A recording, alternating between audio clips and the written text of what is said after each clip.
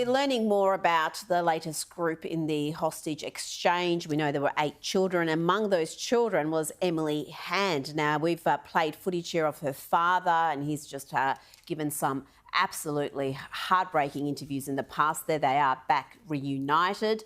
And again, the Irish Prime Minister has put his foot in. You would think on a joyous day like this, when you get one of yours back and she's got Irish heritage.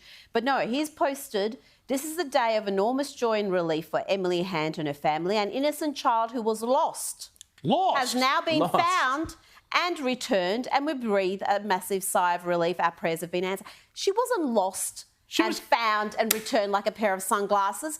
She was kidnapped by the Islamist terrorists of Hamas. She was kidnapped and held hostage for 6 weeks. I mean, this is just, again, what we are seeing for these weak leaders in the West. He knows precisely what he's doing with that language. This Irish PM, too, is a real clown. He's a real joke, and we need to talk about him more next week, because, you know, there was that incident in Dublin this week where, tell us about it where an Algerian migrant stabbed kids, and there were riots because people were so upset with the migration situation in Ireland. Now, he is proposing, what's he going to do? Crack down on migration? No, he's going to crack down on free speech. And he's been saying that he's going to introduce new bills to allow the police to check your phone or to punish you for having the wrong memes and hate speech on your phone. So that's where we are in the West. And this is why people like Geert Wilders wind up winning elections, because they say, no, it says like what Ralph said earlier, it's not far right,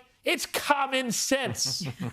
Well, there is. I mean, and what we saw in Dublin, I mean, that was just so sad to see that in a city like Dublin. But the people are fed up. We don't back rioting, but of course not. They need to be better served by their leaders. And you're right. The press originally downplayed it, said, "Oh no, it's we don't know why this guy was wandering around stabbing people."